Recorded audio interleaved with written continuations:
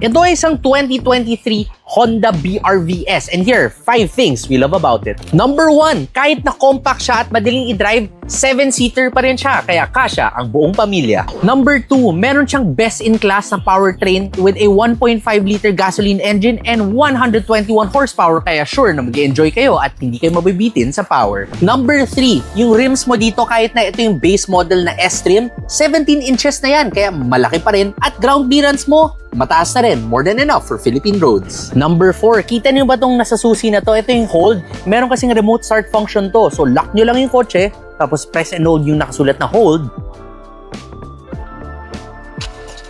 At magre-remote start ang Honda BRV mo. At number 5, dito lang yan sa unit na to ha. Isa siyang Automart certified vehicle, meaning meron kang 5-day money back guarantee. And alam nyo ba, starting price na to nasa 840,000 pesos lang, kaya di ka na talaga talo dito sa 2023 Honda BRV S namin. Punta na sa aming website automart.ph at uwiin nyo na ang Honda BRV na ito.